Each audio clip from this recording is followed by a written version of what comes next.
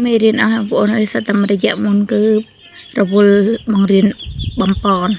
ឥឡូវចាប់ហើយមកធ្វើវីដេអូវិញចាអត់ដឹងចាប់ដើមពីណាទៅណាទេដោយសារតែ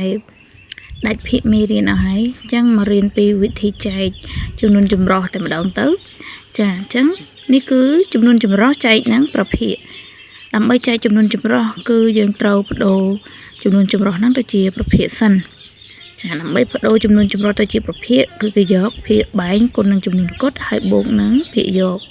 ចាអញ្ចឹងយើងយក5គុណនឹង6គឺស្មើ30 30បូក1គឺ31ភាគ5សញ្ញាចែកដាក់ដូចដើមសំណោ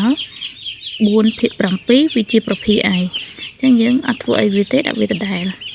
អញ្ចឹងយើងខ្លាយទៅជាប្រភេទចែកនឹងប្រភេទដើម្បីចែកប្រភេទនឹងប្រភេទគឺគេយកប្រភេទទី1គុណចម្រាស់នឹងប្រភេទទី2ចាអញ្ចឹង7ទៅនៅខាងលើ4មកនៅខាងក្រោមព្រោះយើងចម្រាស់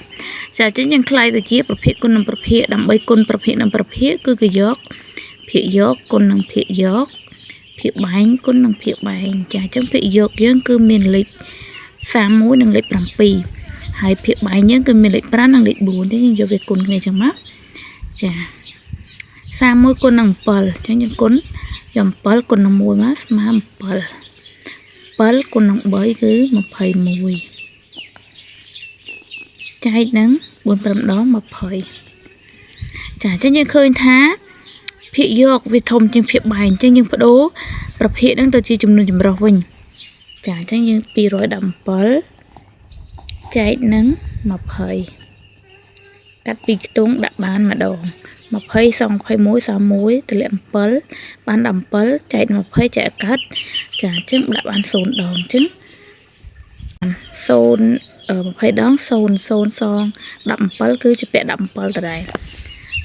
ចាអញ្ចឹងចម្លើយយើងគឺ10សំណល់គឺ17ចាអញ្ចឹងយើងសរសេរចម្លើយកន្លែងផលចែកហ្នឹងសរសេរជាចំនួនគត់សំណល់17ជាភាគយកហើយភាគបែង20គឺដូចដើមនេះ